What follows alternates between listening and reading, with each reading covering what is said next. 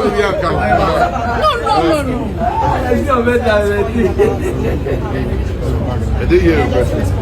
hear your question. I'm asking you quickly intercepted the bodyguard and it seems that you were the one who quickly saw that you were not using the right protocols as regards to how to handle it.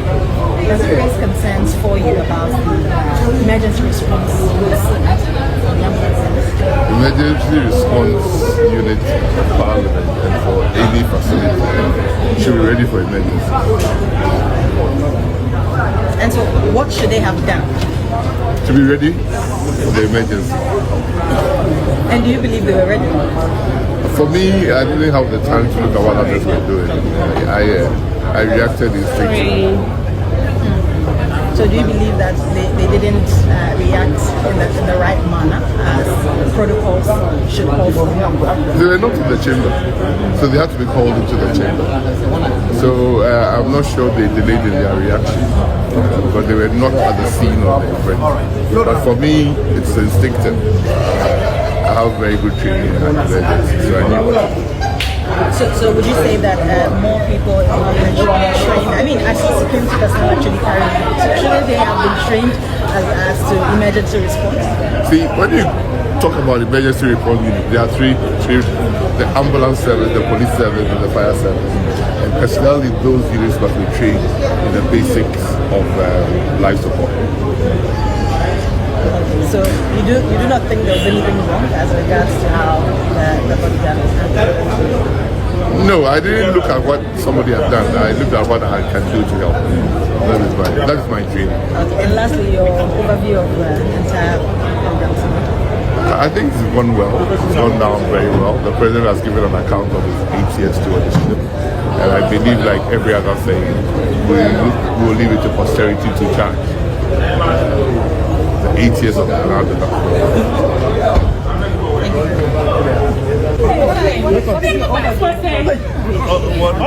I mean, your overview of really what the president said in the State of the Nation.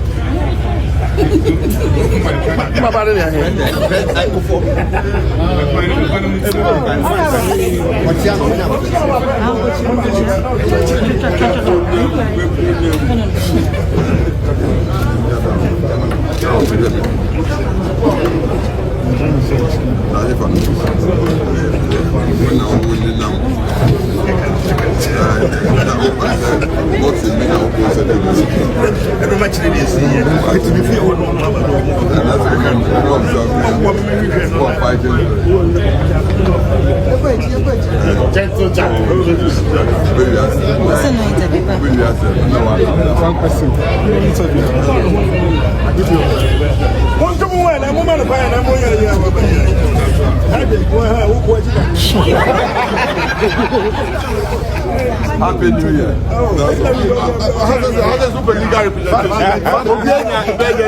Doctor for call. Now what big now? On Coco Papa legal representation. You hear medical intervention. What a happy New Year.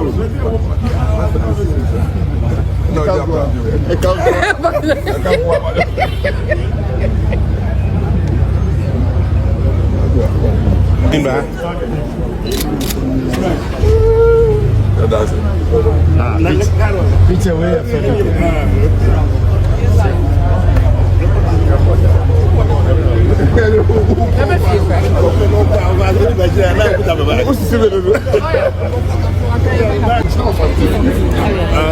As he said, the president has constitutional responsibilities towards the administration to come to Parliament and explain to the country through Parliament the state of the country.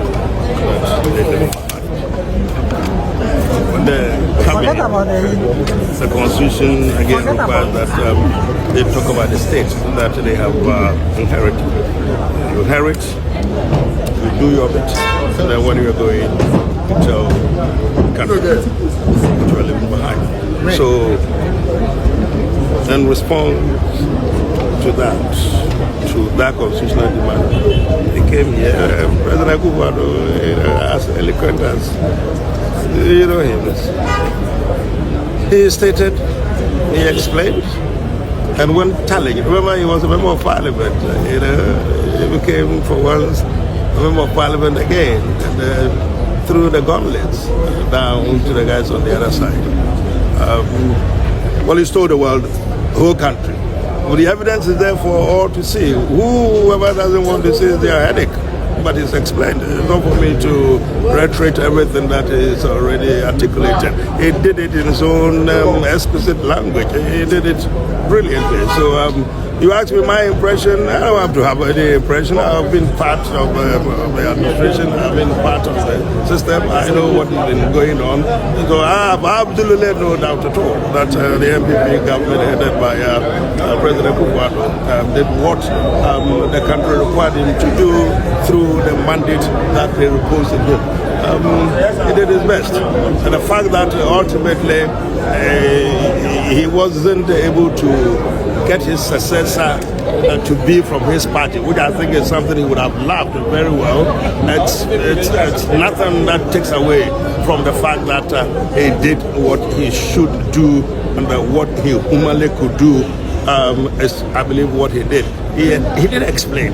I mean, many difficulties all over the world. Ghana wasn't an exception. We had our share of the difficulties, but then we stayed true and we achieved the result that he articulated. But if he really did his best, as you say, don't you think that he would have been able to hand over to his successor? Well, I'm not sure it's fair. It's fair. You make that statement, it's a reflection on me, myself. I mean, I'm a classic example and classic casualty.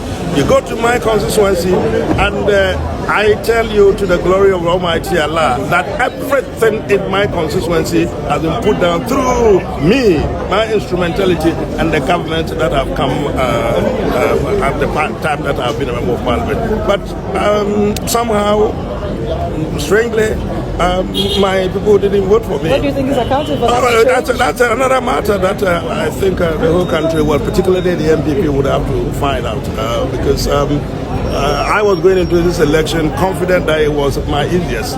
You see, we should, as human beings, be very careful. I mean, you have your plans, God has a different plan altogether. I went in this one confident. I've gone through serious challenges before with very serious opponents before in my constituency.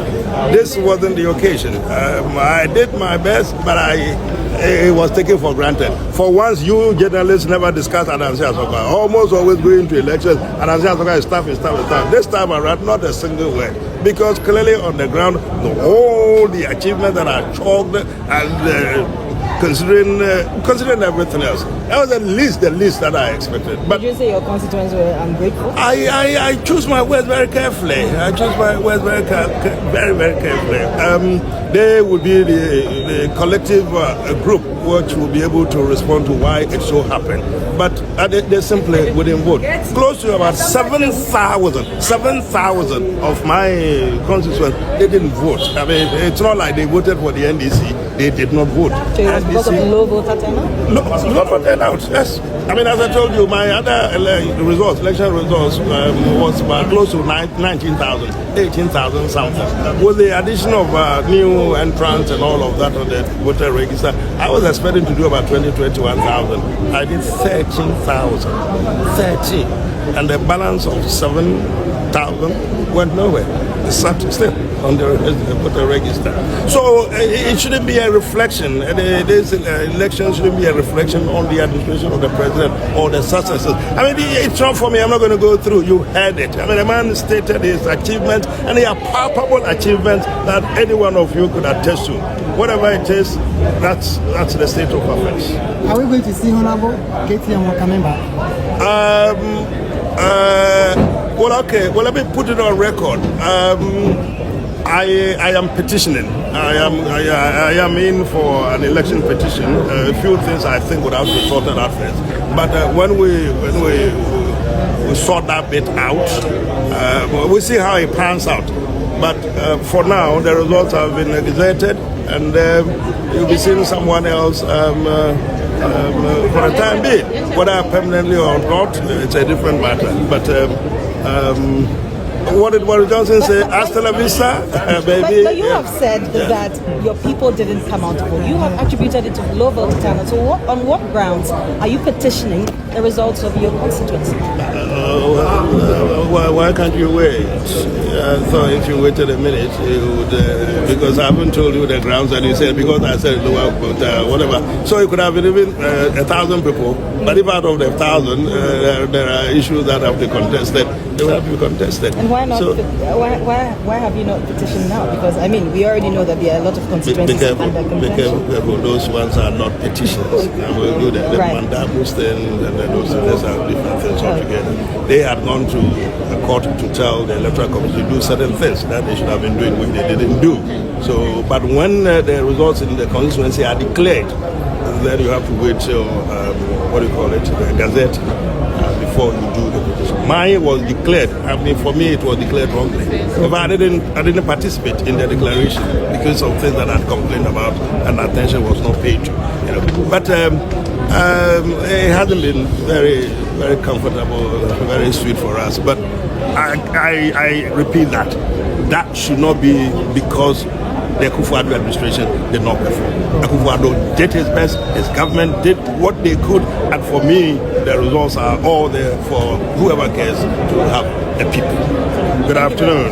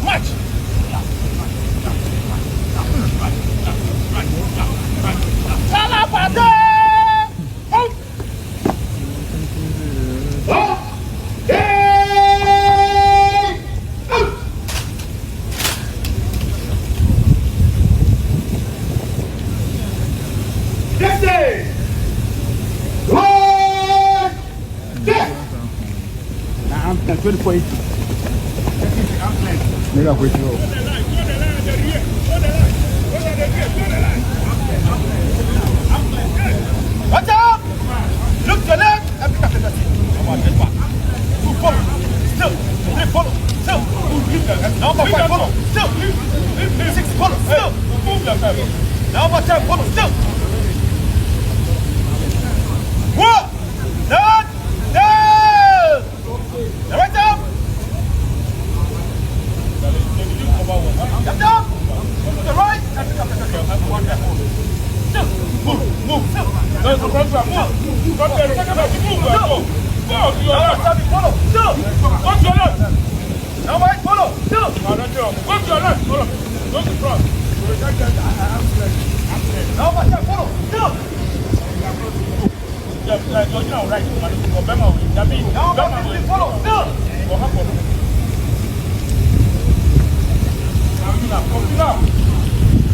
Whoa.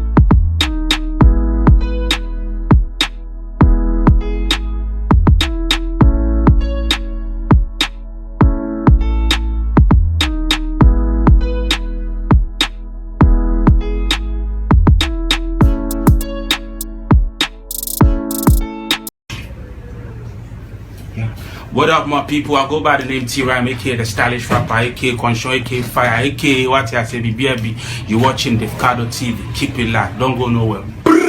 Aye.